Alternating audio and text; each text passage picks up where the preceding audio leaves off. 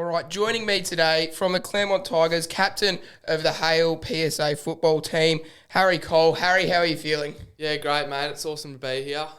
First one of these sort of things, so really excited. Yeah, I'm sure first of many, obviously many years of this to come. Now, first and foremost, like reading about you, I know you call yourself a sort of high half forward, but there's some people call you a medium forward, some people call you an undersized key forward. I saw small forward get used, which as a small person, I think is absolutely disgraceful. It shouldn't be used for people over 180 centimetres. Inside mid gets used. Like, what position do you feel best describes you, and what position do you feel most comfortable in? Yeah, well, growing up, I've always been that sort of medium tall in the forward line. So throughout the state competition, I was playing that role and a really high work rate role. So working up the ground and then really ripping back. So that's probably the main position I've been playing. But then I've also been playing a bit of inside mid, giving chop outs of the starting mids and just adding a different sort of perspective in there if things aren't going quite right. Yeah. Now, one other thing, completely unrelated to any of this that I found out when I was looking up about you, you know the Power Rangers? Yep. Yep. There's actually a Power Ranger named Harry Cole. Really? Yep. And he is played by, I've got it here, Nathan Kress, who played Freddie in iCarly. Right, I can't say I know that. You don't know iCarly? No, I don't. Oh, I thought that would have been more popular than Power Rangers. No. I used to watch Power Rangers as a kid, but I didn't know it was Harry Cole. Yeah, well, because there's like 30 different like versions of the Power Rangers. I was looking up just Harry Cole everything, Harry Cole draft, Harry Cole this, Harry Cole that. Then I saw Harry Cole Power Rangers come up, and I got really excited. I thought maybe you took a spell in like a little kids version. Definitely not. No, okay, well, you definitely have to catch up on your iCarly stuff then. Anyway, fresh off graduating, you graduated last week. How are you feeling about, I guess, all that? We were talking about your exams coming in here. How does it feel knowing you're pretty much wrapped up with school? You got 4 things you got to go to and you're studying outside of it. How does that feel? Yeah, it's a bit different. I mean, you've always had the structure of school around you, and then graduating last week, it sort of disappears. And it's gonna be something new, but it's pretty exciting. I mean, you finish 12 years of school, and then just to finish off these exams will be a big relief. It's also sort of keeping your mind off the draft a bit, which is good. Just keeping busy. So it's exciting times. Really looking forward to the next sort of couple months. Yep, and obviously that means more fun than anything. Leavers is coming up. Now, I'm sure you're going to take it easy. It is just a week before the draft, but how are you feeling? Are you excited? Are you going to go down and use your draft prospect status to make friends and impress women? I'm going down with my mates. Got a house down there to stay for the leavers.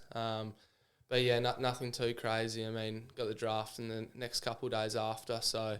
my mindset's on that really. I'll have some fun with my mates, enjoy the experience. Yeah. Now, talking actual footy, up until this year, there wasn't much I could find about you and I guess just your footy as a whole. What was state footy like for you growing up? Were you around the state programs? Were you in those trials? Were you sort of just, not having your mind on state footy at all? Growing up until now, what was your relationship with state footy? Yeah, well, growing up, I always went to the tryouts for the schoolboys footy. Never made the cuts, really. State 15s, I made the first cut and then got cut the next week.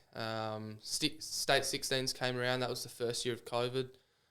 So that wasn't really a program. It was a really big squad of around, I think it was 80 boys. I missed out on 17s and I was quite disappointed. So... I called up Ben Dyer, the State 18 coach, and asked for some feedback on how I can get myself into that squad. So that feedback really helped, and I went away and really worked on my fitness and my strength. This year didn't originally make the State 18s team, but really pushed myself really hard to get added to the list, and then found myself playing all 4 of the national games, which was an amazing experience. Travelling, playing footy. With all the boys was really awesome. Yeah. Now, I know a lot of people, I guess in terms of how people use their confidence or talk about their confidence in footy, some people will talk about the fact, like, I know Elijah Hewitt likes to say, you've got to believe that you are the best that you are. But when you're, growing up, you're getting cut from these state programs. You're obviously a good footballer. You're still in the development squads, the future squads. What is your relation, I guess, with the draft? Like, how close do you feel like you are to the draft? Do you feel like you will be drafted by the time you're at the age that you are now, or do you feel like you were some ways off and you had a lot to work on?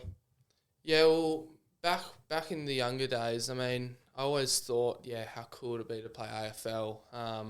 But I think you don't realise how much work it actually takes. I know I had Neil Erasmus a lot at Hale at school, and he was, you saw how much work he put in. He went away one summer and absolutely did smash his fitness, put on a lot of weight, and he came back and he absolutely tore up. So it takes a lot more than people think, and I think that's something I've learnt over the last year. And I went away last summer and really put in a lot of work, and now I've put in myself a hopefully good chance on getting picked up, but there's a lot of other players out there that are really top-end talent, so we're just got to wait and see now. Yeah, and when was it this year that I guess you first got the talks from Benny Dyer, Adam Jones, whoever it is from the state program that's reaching out to you? And is it sort of like they say, oh, you're doing really well, we've seen how you've progressed, we love what you're doing, you're pretty close to the state squad? Or is it just, complete, I guess, radio silence until they say, hey, guess what, you're in the state squad? Yeah, well, you hear little things. There was some pre-season games where Ben was there, and I got talking to him just about what's going on, what I've done. But you don't hear too much. And then I was actually at the library studying, and then I got a phone call from Geordie, the Claremont talent manager, saying I got added to the squad and I was going to training that night. So that was awesome to be a part of. And yeah, there's not too much you hear, but there's little sort of whispers and everything. Yeah. Now, when you first make the state squad, because some of these boys have been there since under 12s, the whole way. Some of them have, just been freshly added. And I'm sure you wouldn't know a lot of the boys there. When you first get added, is it sort of like, a lot of the boys say it's great culture, everyone really becomes friends quickly, and I'm sure it is, but that first training session, you sort of just sticking to the Claremont, the Hale boys that or is it really straight away everyone loves everyone sort of mentality?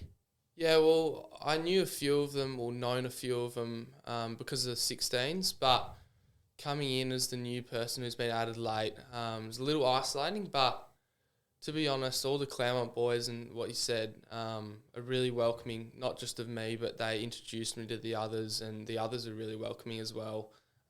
So it's almost straight in there. It probably took around a week maybe for me, which I thought was pretty quick. And I think that's something that I am able to really make friends really quick and fit in really quickly, and that made it a lot easier for the whole group and myself as well. Yeah, and when you go into that squad, I guess, you're obviously a very talented player, talented enough to make that squad, but was there any moment where you went in, you hadn't really since 16 been a part of a proper state, I guess, group. Was there any moment you felt like, holy shit, this is a step up, like I've really got to turn it up here? Or did you feel straight away like, I found my people, this is where I belong?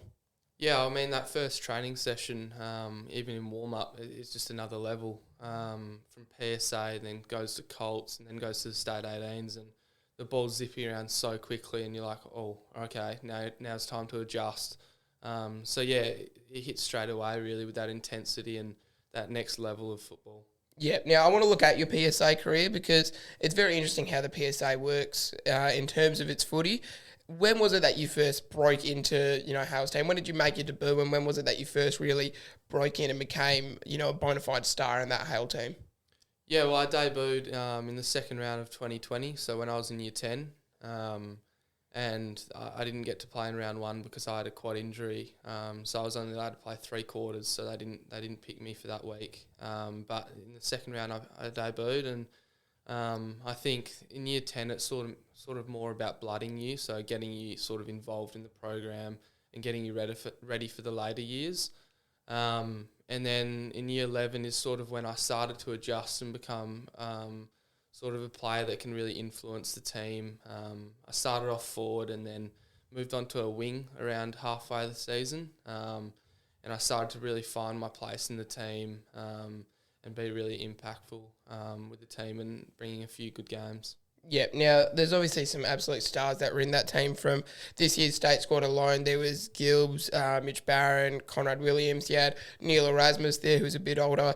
Who were some of the players when, I guess when you're younger trying to break into that team, or even when, you're year 7, year 8, I'm sure you're watching those games, and then to when you're a year 10, year 11, who are the players that you're looking up to in that Hale squad that, you're watching them play and you're thinking, I want to be like them? Yeah, well, you sort of name them all, really. Neil's obviously a big one. I mean, top 10 pick. Just the way he worked really hard. No one could sort of bring him to ground, and he was always back up on his feet if he was knocked. So he was a big one for that sort of me playing inside mid. When you have Mitch Barron as well, but he had a few injuries, but he was more of a bull sort of mid. So, I mean, Neil was a big one. And then Richie Farmer was there as well.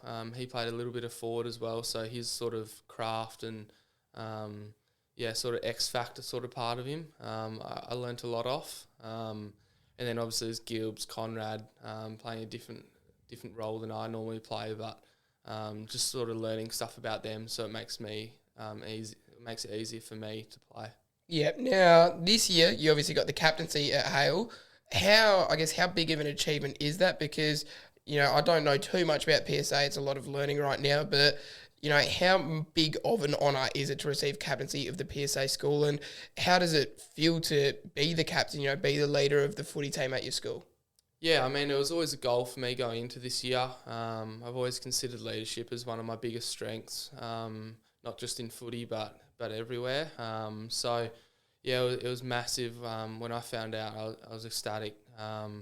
And it's made me grow as a person and a player. There's some tough things you have to go through, selection-wise and sometimes attitude as well.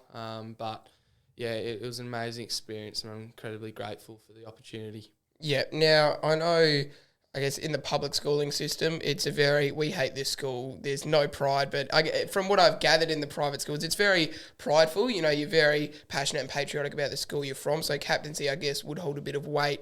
Was there anything you felt you had to change, or anything that just naturally began to change from the way you carried yourself off the field or on the field as a result of captaincy? No, I don't think so. I always held myself as a really accountable person, and the way I acted on the field and off the field was very much the same. I mean, I'm always sort of the person who's really approachable. Anyone can come up to me, and that's been with football and without footy. So I don't think it changed too much. But when it comes to sort of training and everything, I lead by example. Make sure the quality is really good. Yep. Now, again, I've got no idea how a PSA school actually runs. When you're captain of the footy team, because in my head, I only really care about the footy part of these PSA schools, so that's like the biggest part. Are you sort of like, a bit of a rock star around the school, like to sort of, I guess, the younger kids think you're like the coolest thing ever because you're the captain of the footy team? Oh, I think some of my mates might say that, yeah. But no, I don't think so. I mean, being in the first 18 is probably something that the little kids look up to. I don't think they pay too much attention to the leadership sort of side, whether it be vice captain, leadership group, or captain. I just think being in the first 18 is a really inspirational thing for young boys. I know it was for me. In year 7, I went to every single game of the first 18, and I thought it was the coolest thing, and that's all I wanted to be in. As a young kid, I didn't think about captain or anything. I just wanted to be in that squad. Yeah, what are the crowds like at those games? Because I've seen some footage, and they actually get better crowds than most Waffle Colts games. Yeah, well, I think there's some really big games. I mean, the rivalries are always big. So for Hale, it's always Aquinas and Scotch are the biggest rivals for us. So particularly the Scotch games this year were probably the biggest. I mean, there's a lot of history there. Scotch going on a three-peat. So yeah, I think sometimes the bigger games attract more crowds. But yeah. Yeah, and as far as, I guess, this year, last year, year 10, who was the toughest player or the best player that you ever came up against in the PSA? Yeah, I think growing up, there was always Hugh Davies. I mean, he was even in club footy, where you always used to come across each other. I'd play forward, he would play back, obviously. So there's parts of that where he was the most challenging, but as the sort of days go on, you sort of learn a bit about him and how you can sort of pick him apart. You just had his number? No, I used to try outrun him a bit because I was always a little bit more fitter than him. So he was more of an intercepting back, and I'd sort of lead up and catch him off guard. But I'd say he's probably the one of them. Yeah, all right, great answer. Now, as far as state footy goes, for this year, the state champs, I guess, in the position that you were, where you had sort of just broken in, you hadn't really had, an amazing footballing resume in years before. How did it feel? Like, did you feel any extra pressure knowing, I guess, that this was a bit make or break for you, this sort of state champs, or were you just sort of going into it thinking, this is awesome, I'm so excited to play? Yeah, a little bit of both. I mean, I remember when I got told that I was playing that first game against Vic Metro. It was before training. Ben pulled me over and was like, "How are you playing?" And I just remember a smile going on my face. It was amazing. It lifted myself for that training session. Not saying I was down for the others, but that extra little boost knowing that I'm travelling to Melbourne playing against the biggest game of national football for this year. It lifted me so much that I had the confidence that I could go throughout the whole program playing in that team, and yeah, it was amazing. Yeah, now obviously the first two games especially, there was better signs in the third, but the last game was the best. But those first few games where the team's struggling, you're a forward. I guess in your position you're a bit more of a high half forward, but as a forward in a struggling side, how does it feel? I guess, it's state footy, you just want the ball to be cleanly moving into your forward line, but that's sort of not happening. Do you feel, I guess, a bit extra pressure to try and push up and get up the ground? Are you really confident in, I guess, knowing that if you just played your role, you'd do the right things and impress the right people? Yeah, I think playing your role is a really big thing, not just in state footy, but wherever you're playing. And I think you got to stay with your structures, and that's what we did. And we had a really big sort of key theme in the state 18s this year of coming forward. So we would all really push up and press on defence as it was leaving the forward 50. And that really worked for us. And then there's times where the team sort of worked out what we were doing and were able to transition a bit better. But you got to stick to your structures, play your role, and hopefully everything will come together. Yeah. Now, as far as the feedback goes in that, from what I've gathered, it's like the recruiters do all their stuff, and then you get feedback from that through the coaches or something. How does the feedback work in state footy, and what was the kind of feedback you were receiving through the state champs? Yeah, well, it comes through some coaches, but then you have a manager if you choose to go with a manager at that point in time, and a lot of the times he's speaking with clubs, and you sort of get a bit of feedback through there. But I think you got to stick with your strength, what you do really well, and then watching vision with coaches as well. I went on a Zoom call when Ben Dyer had COVID. And I went through some vision on how I could improve through that. So I'd say that's the biggest one, sitting down with your coaches and going through that vision so you can physically see what you're doing well and what you can also improve on. Yeah, now there's obviously a huge range of talent that you are coming up against in those games. Who was the best player that you saw or that you directly came up against in that tournament? Yeah, well, in that first game, I moved into the midfield for the last quarter for a spell, and of course you got Will Ashcroft there. So I played on him for a little bit as well, and I just made sure I stuck with him. My goal was to not get him a touch for the 5-10 minutes I was on him, and I think I actually went through with that. So that was a little goal of mine in the game, and I mean, he's the top of the top, so he's going to go on and have a really successful career. So I think he's one of the toughest opponents I had to stay with. Just his work rate and pushing forward, you got to stay really accountable on him. So yeah, he's probably the biggest. Yeah, now a player like Will, you say you came up against him for, I guess, 5-10 minutes doesn't feel like long, but to try and keep a player like that quiet, it feels like a while. How does he compare? Because you hear all the, he's the number one pick in this draft, but if you're not playing directly on him, it's hard to sort of tell what he does that makes him so good. So from playing on him, what is it that you felt made him so good? Was it a matter of the things he does or, the work he puts in, or is it really just natural footballing skill, just so tough to shut down?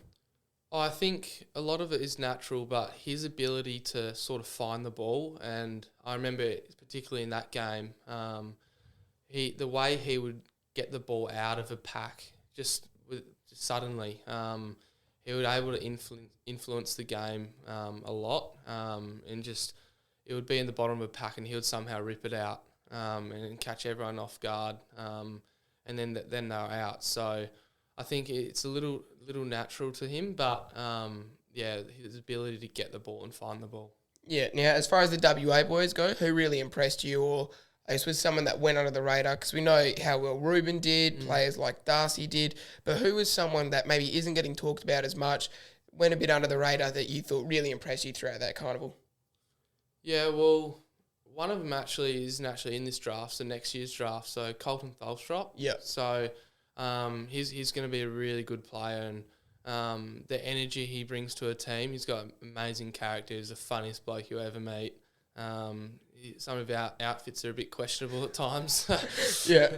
His 3/4 pants and all that sort of stuff. Oh, that's criminal. Some of those country boys rock some strange fits. Mate, he'll make you laugh for so long. But I think he really showed a lot during that. He also plays that sort of high forward. He played centre half forward for us, but he can play tall and small, and also can push into the midfield as well. So I think in terms of next year's draft, him. But I mean, there's all the standouts. Every player played their part. You have all those Ruben, for example. Yep. Like he said, but yeah. Yeah. Now, as far as dress sense goes in the State squad, you bring that up. I know there's some blokes who have pretty questionable dress senses. Who does have the worst in the squad? Oh, it has to be Colton. It has to be. Yeah, I know Broady's got those shoes. Because he's so big and tall, they just look like clown shoes. Those black and red ones. He's a clown. Yeah, he is an absolute clown. He is unique individual Brody now. Oh, mate. Love him to bits. He sent me a video on Snapchat the other day. I was just at work and opened this video from him, and it was just him doing dribble kicks in his hallway, saying he was preparing for the road to the draft finale. It was, mate. He'll probably try pull out his left foot bananas or something. Yeah, when he goes there. To be fair, he's had the most time to practice. There's not much to do in college. I've been there, and there is. Oh, mate, he golfs every day. Oh, yeah, I know. I follow his TikTok. His TikToks are the worst. The candy shop ones. I love them. The second I saw him sell the candy against, I think it was West Perth in the semi, I immediately knew that was going on there. Mate. I was so excited for it. Now, looking at the national combine, we'll talk about you a bit more. How did you feel? I guess you know you've played a pretty good year, but did you at all expect to be getting a national combine invitation at all? Was there any part of you that sort of felt like, you deserved it, or you sort of were in that sort of bracket of group of players? Yeah, well, at the start of the year, I sort of set out little goals. First goal was to make that State 18 squad, and then eventually, hopefully, get that national combine invite. And I like you said, I played a few good games, and I had confidence. And when we went to do our State 18's exit interview, that's when I found out, and it was a massive excitement. I mean, for all the hard work I've put in, it was a lot of reward. And yeah, I thought I was a chance. I never sort of thought I wasn't. I had hope, and to get that invitation was massive, and it was an amazing experience. Yeah, now obviously it runs off, the invitations work off like who has the most clubs interested in them, or I think it's a minimum number of clubs interested in you. Clearly there was a number of clubs interested in you. How many conversations with clubs had you had until that point, and what were those conversations like? Yeah, I think it would have been, I think I would have had 4 at that time, so not as many as others, but obviously you might get a few more at the national combine, but I think it was maybe 5 or 6 clubs interested in you to get the invite. But yeah, I hadn't had too many, but the clubs I had spoken with went really well, and I was really happy with them. So yeah. Yeah, and what were those main areas that you were really looking to, I guess, impress with most in the national combine?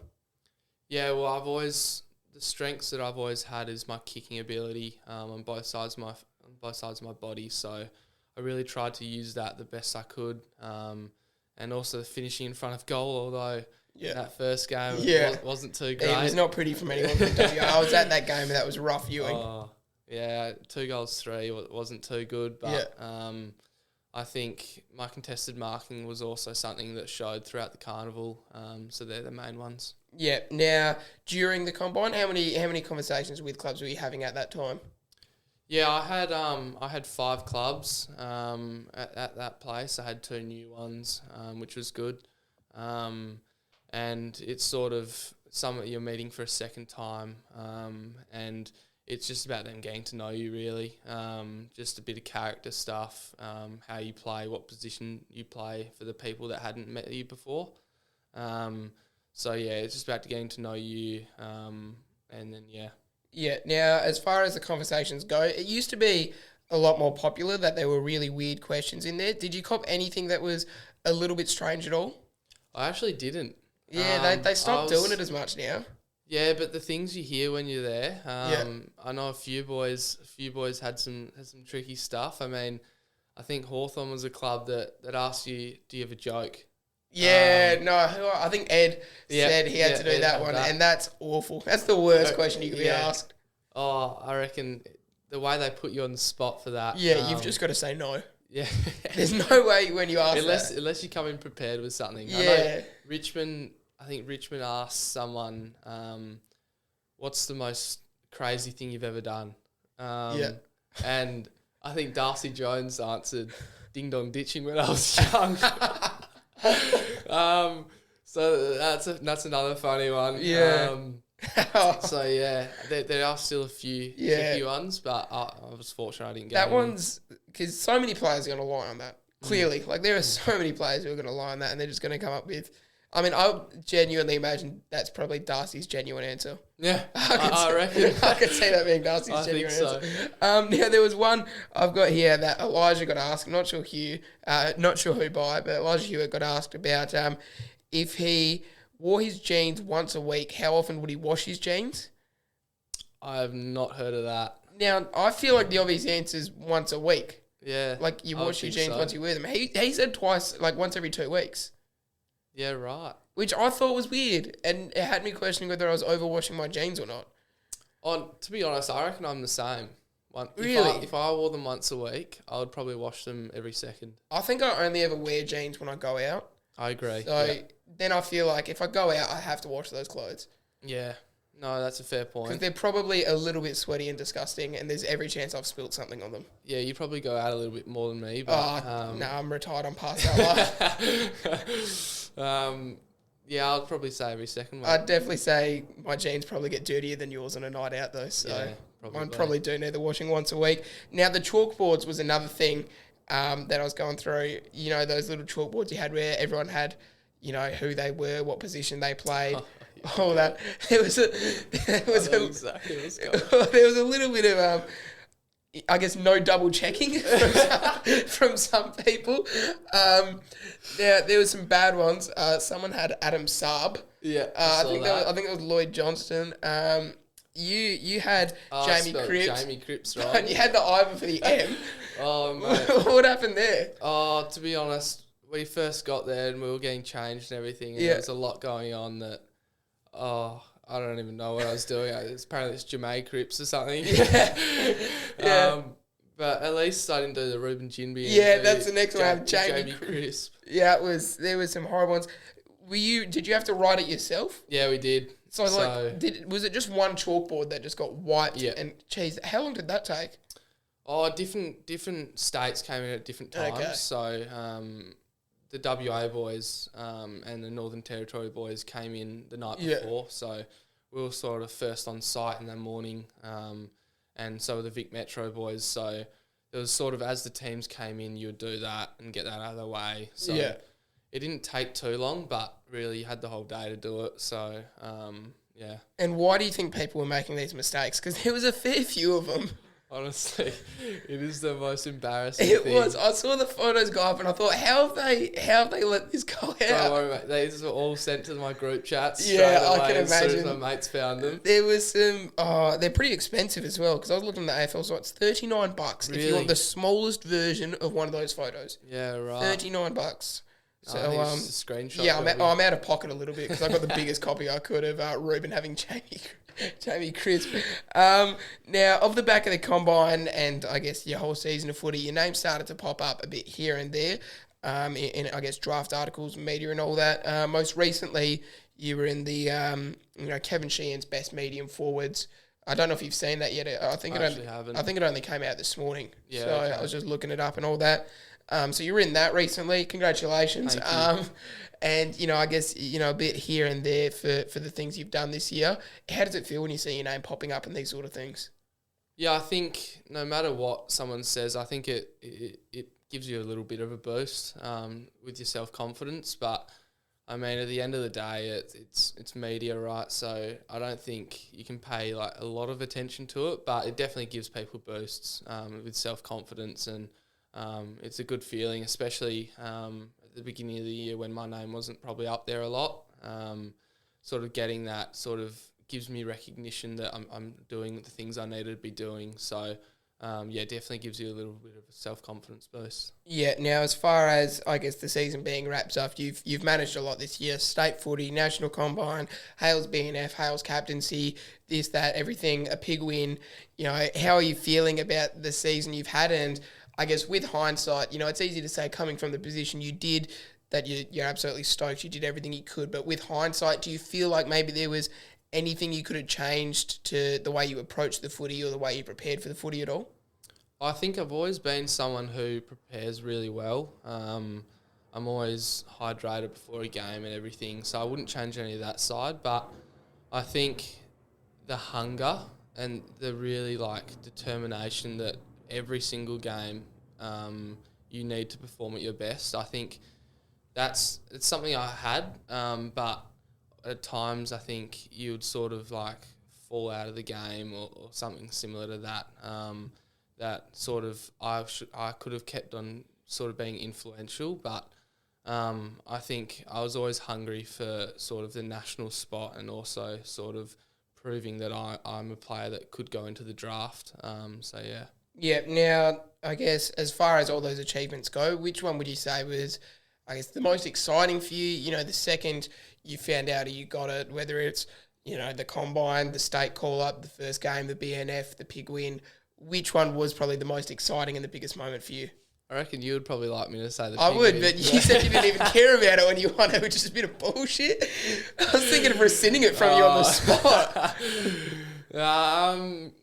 Probably, for me, that state invite was really big. I mean, you can still get drafted off the back of not getting that national invite, and you can still get drafted off not playing state footy. I think Will Powell did that.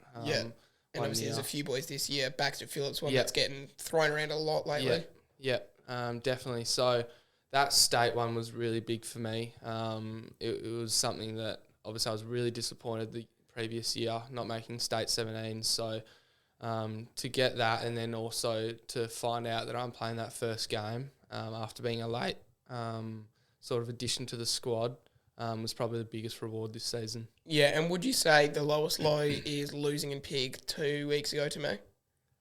Mate, it is the most disappointing thing. I mean, I don't know how all four, was it 3 or 4 of us? 3. Gibbs went, my leg's a bit sore. Excuses. Anything. Hugh Davies back. Yeah, that was what it was for you. Mate. Very disappointing. I mean, that win would have been a lot more rewarding than my first one. Yeah. I'm glad to know that. Mate, if you're going 2-0 in pig, I think you got to hold yourself high. But look, my eyes are set forward for the finale. And hopefully I can pull some tricks out of the bag. Yeah, well, I'm heading 4-16 into the finale, so that's probably the most. It's the most wins anyone's got. So that's very true. So I'm pretty stoked about that. Just as we're wrapping up, I guess, knowing now that it's all wrapped up, your junior footy career and hopefully your, I guess, amateur footy career, and now you're going into a professional one in a month's time. How does it feel to think that that's all wrapped up? You've done everything you could, and do you have any exclusive on where you might end up this year? Yeah, I mean, it's pretty exciting. I mean, junior footy was a lot of fun.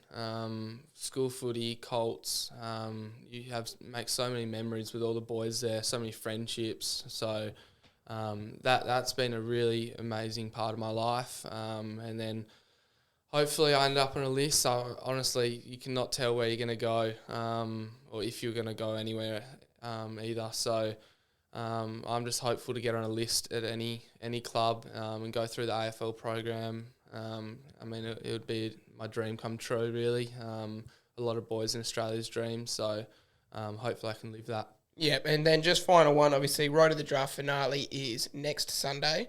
How are you feeling ahead of that? And other than yourself and myself, who would be 1 and 2, irrespectively, who would you say is the favourite for the pig win or the horse win? Well, it's not Gilbs because he's got a excuse. Yeah, but it's not Gilbs if he didn't have an excuse. Yeah, very true. Who would I say? I reckon Brody maybe. Brody? Yeah, I reckon he'll jag something. Yeah, okay. He'll do some left foot stuff. In a game, he could go on his right foot, but he'll go onto his left foot and kick it. Just for the hell of it. Yeah, absolute flower bag it. And I reckon they'll come off. Yeah, it'll come good at the right time. Otherwise, I reckon. Who else have you done? Well, it'll be everyone that was in the Hagues, state maybe? team. Yeah, Hagues. Actually, Hagues is 50-50 because he's in Gero right now. Oh, and actually, he broke his ankle, didn't he? True. Yeah. Yeah, there's a few blokes that are 50. There's a lot of outs. There's a lot of big outs. A lot of injuries. A lot of injuries and a lot of big outs. So it's pretty much just the whole state team and the combine invites, national and state combine. I'll put money on Jack Cleaver then. That's probably the worst call I've ever heard in my life. Mate, did you see what I did to Cleaver before? He's coming back. Mate, unless he's had therapy, I'm surprised if he rocks up. He's done. He's my bunny. I'm going to look him dead in the eyes and he's just going to crumble. No, I reckon it's a shock surprise here. Yeah, no, I've got money on Scafey, if not me. Yeah, Scafey. He's just... the way he'll take you from 60 out. Yeah, though. exactly. That's what he did against me, and it was just and against the West Perth boys as well. He's just. That shouldn't be allowed. I know it shouldn't be past 30. I think that should be our limit. But it's been so great to have you on this year. Thank you so much for giving me your time. Congratulations with the year you have had, and hopefully next month is the greatest month of your life so far. Yeah, thanks for having me, Hayden. Cheers.